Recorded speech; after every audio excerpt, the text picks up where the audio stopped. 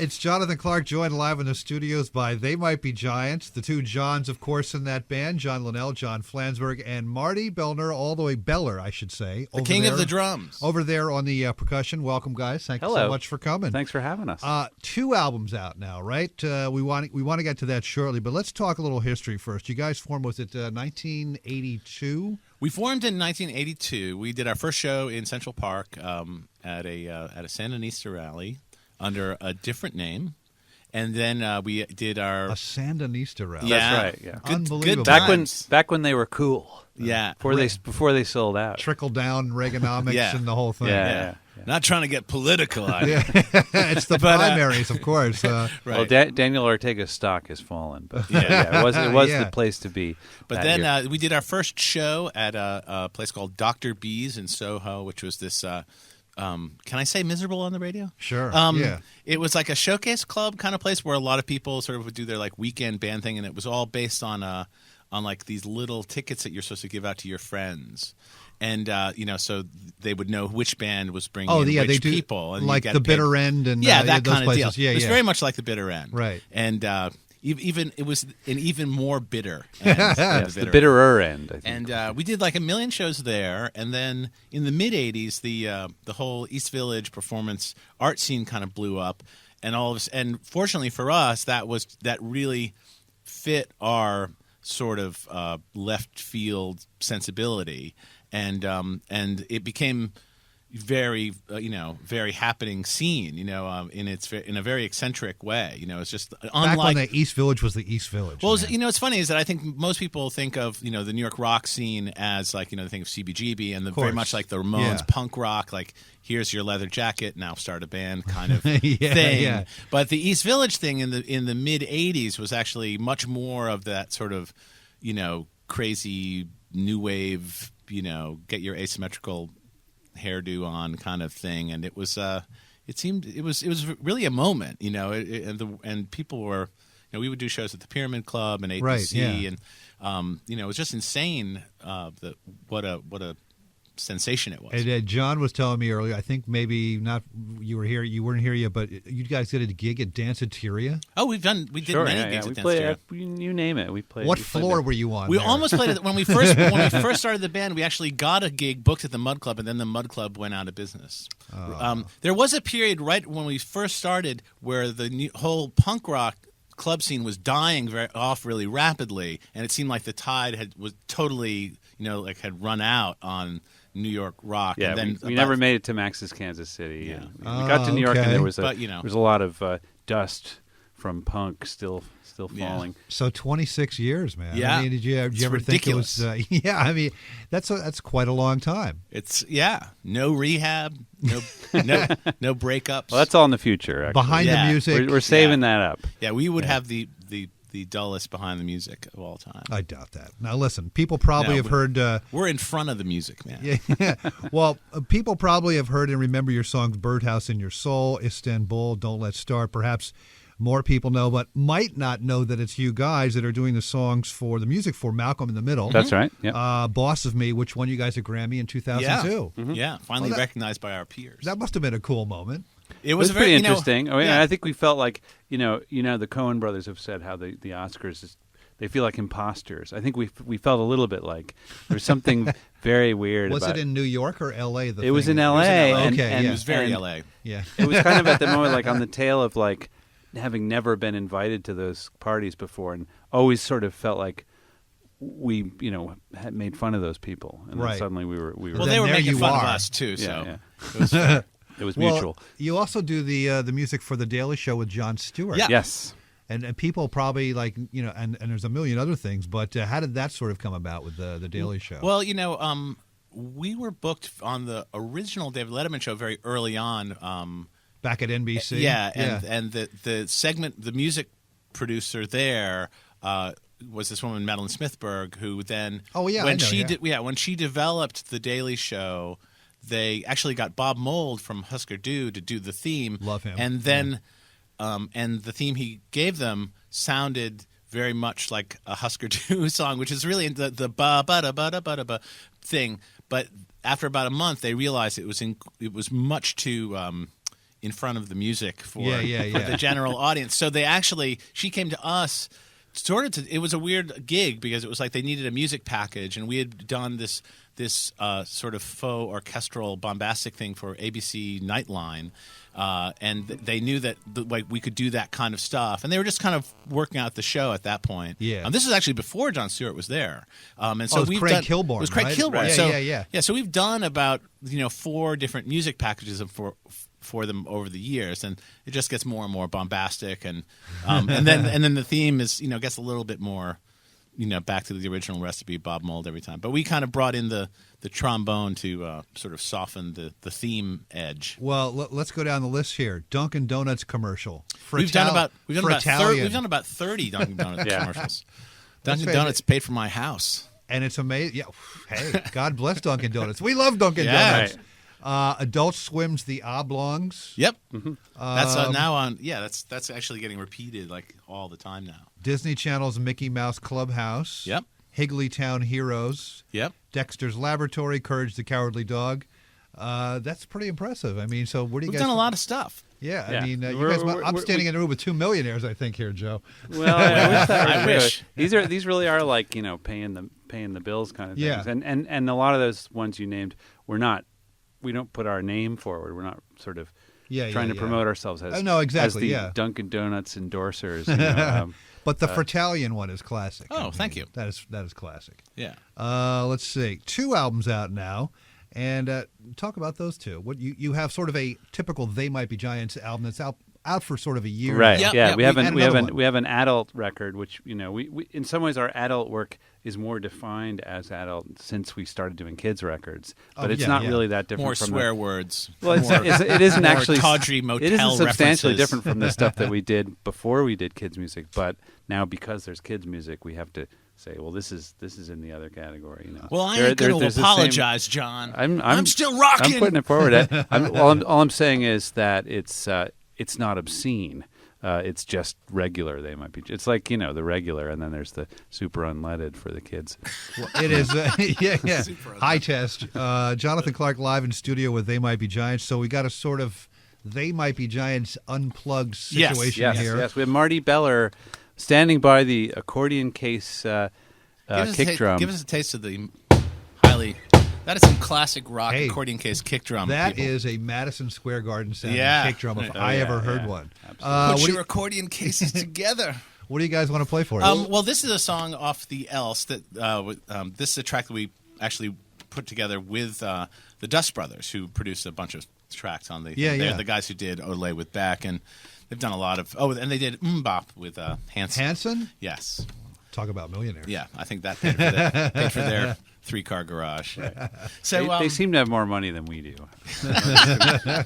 Well, that's. Well, that was obvious. They Might Be Giants playing live here on Q1043's Out of the Box.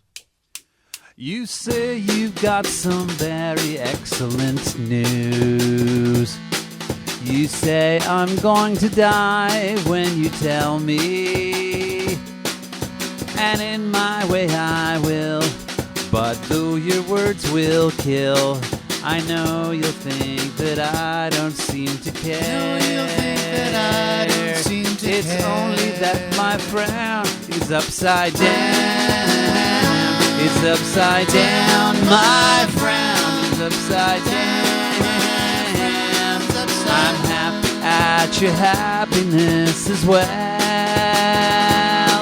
Your anger makes me mad, though you can't tell. Believe me when I say I'm with you in my private way. And though you think I'm trying to blow you off, it's only that my frown is upside down. It's upside down. My frown is upside down. My frown's upside down. You'd probably like to give me a smack, but there's something about my face that always keeps you coming back. When I'm with you, the landscape goes all weird. Black is white and the rainbow has a beard. Are your eyes playing tricks?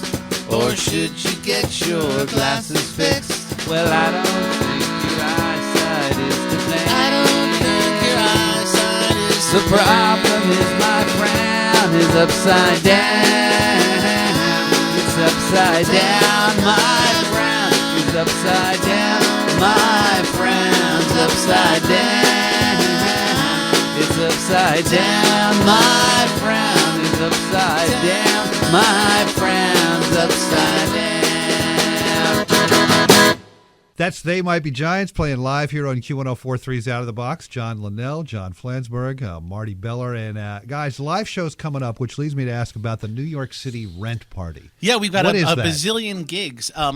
Well, you know, in a way, it is kind of what it sounds like. You know, we did a lot of touring in the last year. We spent about half the year on the road, and you know, you don't hear about a lot of bands. You know, their 26th year into the rock thing. You know, Right? Yeah. No, you don't. know? Yeah. And but one thing we've discovered is that it's not quite as interesting to be on the road after 26 years as it was for the first 25. So and you know, I mean, we're not complaining, but it's sort of a way to you know, keep. You know, we could do like we did a show at the Beacon in the spring, like this big sold out show, and we could probably, you know, if our booking agent and our manager sort of had their way, it would probably be like, if we just did that every year till whenever, that would be fine. You could do the Allman Brothers thing, like play there for 2 weeks. Yeah, and, that would be very exciting. But you know, it's just this is just kind of an alternate way to do our New York stuff. You know, it's fun to play in New York. It's really you know, the audiences here know us really well. They're interested in our most, you know, unlikely tendencies. Hey, let me ask, how big is the band now when you do a live show? Because I saw you at the Mercury Lounge with a huge horn section. Oh yeah, well, we do attach the horn section to the core band. Okay. Actually, I suppose this is the core band at this point. But we have a five-piece we band. We have a the time. guitarist and a bass player. Okay, yeah. And then for these New York shows, and a lot of the other shows, we have a 3-piece horn section. Sometimes we've done big band shows where we actually have, like, you know, 14 people on stage, and those are nice. Yeah, those don't make any money. Well, so let's see. The New York City Rent Party happens at Le Poisson Rouge. Le Poisson Rouge. Which is a brand new venue that it used to be the Village Gate, which is actually kind of the place that we came after as the East Village scene was sort of exploding.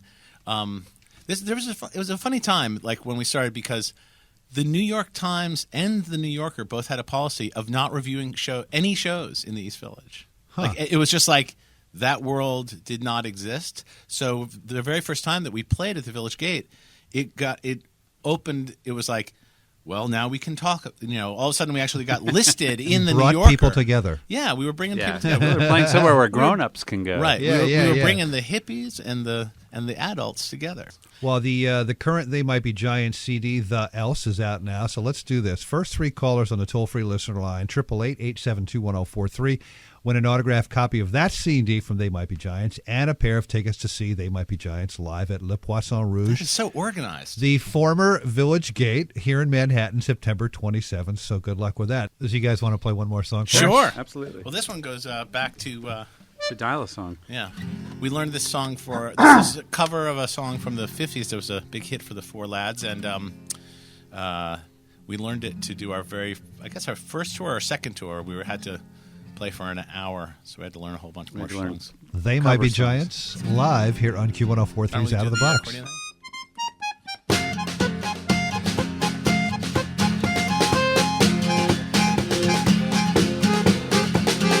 Istanbul was Constantinople, now it's Istanbul, not Constantinople. Been a long time gone, Constantinople, now church light on a moonlit night. Every gal in Constantinople lives in Istanbul, not Constantinople. So keep the date, Constantinople, she'll be waiting in Istanbul. Even old New York was once New Amsterdam. Why they changed it, I can't say. People just liked it better that way. So take me back to Constantinople. No, you can't go back to Constantinople. Been a long time gone, Constantinople. Constantinople has the works. That's nobody's business but it's hers.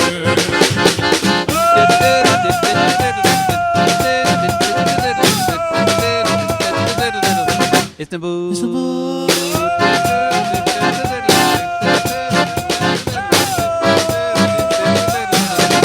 Istanbul. Even all New York was once New Amsterdam. Why they changed it, I can't say. Bro, take me back to Constantinople. No, we can't go back to Constantinople. Long time gone, Constantinople. What a Constantinople where the works. That's nobody's business but the Istanbul.